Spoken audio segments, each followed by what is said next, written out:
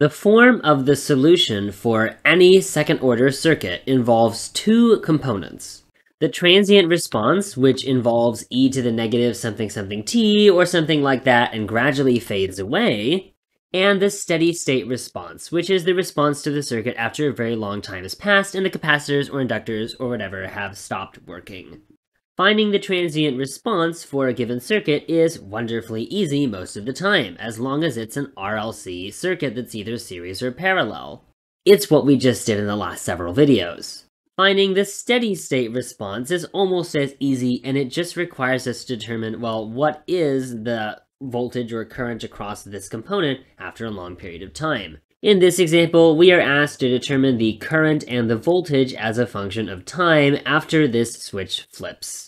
Let's begin by determining the form of the transient solution when the switch has opened up and we are just left with this circuit. You can see this is a series RLC circuit with the addition of a voltage source inside of it. Also, sorry, R is equal to 5 ohms. This is the circuit after the switch opens up. Because the switch is changed, the inductor and capacitor, of course, show up. We'll write down the current as I, and the voltage of the capacitor, we'll just call it V because that's what it is in this version of the problem.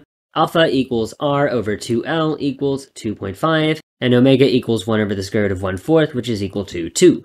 Alpha is greater than omega, so we use form number 1. The roots are negative 2.5 plus or minus 1.5, so Vt equals A1 e to the negative 4t plus A2 e to the negative 1t, or just negative t. Now note, this is the transient response, so we'll put a little Vt here, because we eventually need to find the steady-state response for the voltage as well.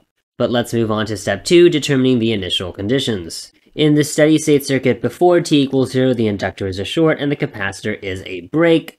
The voltage across the resistor is the voltage across the capacitor. It is 24 times 1 over the total, which is 4 volts. The current through the system is 24 over 6, which is also 4 amps. And this 4 volts is the correct set of terminals for the situation where the current is traveling to the right, so we're fine to keep both of these initial conditions V0 and I0 positive.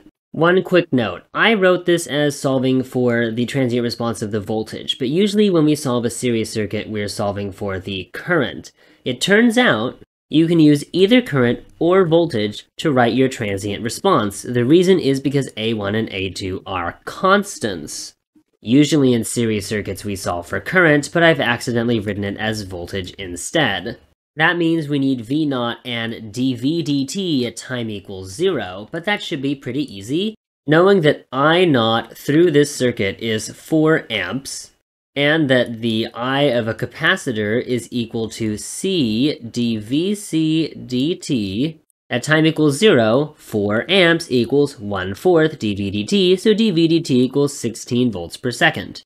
This should make sense because the current at time equals 0 is flowing directly into the capacitor, so it should be filling up the capacitor when the capacitor is open up again for business. Remember that before the switch flips, the capacitor is not open for business, so the current is traveling like this, but once the switch opens up,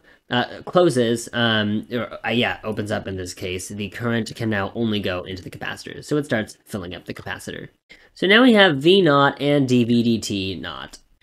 But before we can just plug them willy-nilly in, we are not actually ready. We need to write the actual equation for Vt, which requires the steady state and the transient response. So the last thing to do is figure out steady state, and then we can start plugging everything in.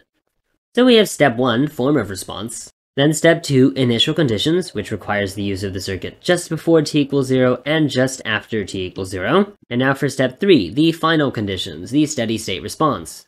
After a long time of this circuit being the way it is, of course the inductor becomes a short and the capacitor becomes a break, so we have no current is going through this 5 ohm resistor, so it is evident that the voltage across the capacitor, V infinity or V steady state, is equal to 24 volts. And I steady state is equal to 0 amps. Thus, the V as a function of t equals the steady state response plus the transient response, as follows. Let's plug in our initial conditions. after noting that v prime of t equals negative 4a1 e to the negative 4t minus a2 e to the negative t. Vt at 0 is 4 equals 24 plus a1 plus a2, because t equals 0 gets rid of both of these e's, leading us to negative 20 equals a1 plus a2.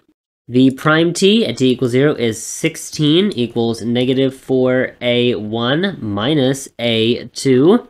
Adding these two equations together gives us a1 equals 4 over 3. And then a2 equals negative 64 over 3. If we factor 4 over 3 out of both of these terms, we get our final expression for V of t is 24 volts plus 4/3 volts times e to the negative 4t minus 16 e to the negative t. I just plugged in a1 and a2 and factored out 4 over 3. And that was step 4, use the form and the conditions to get the constants. Lastly, we want to determine the current as a function of time. We know that the current in a capacitor is equal to C dV dt, so we can integrate V. We know that the current in a capacitor is equal to C dV dt, so we can simply take the derivative of this equation and multiply it by 1/4 farads. 1/4 farads times 4/3 times negative 4 e to the negative 4t plus 16 e to the negative t, which at t equals 0 equals 16 minus 4, which is 12, divided by 3, which is 4. So the current at time equals 0 is equal to 4 amps, which is what we got earlier when solving the problem, so we know that our response for the current is probably correct. Also, at time equals infinity, both of these terms entirely vanish, so the current through the capacitor, which is also the current through the inductor, is going to be 0. So that makes sense because we noted that the steady state responsive current was supposed to be 0 amps by the end of our work. So let's recall the general method of solving these functions. Number 1, determine the form of the response. Number 2, determine the initial conditions. Number 3, determine the final conditions.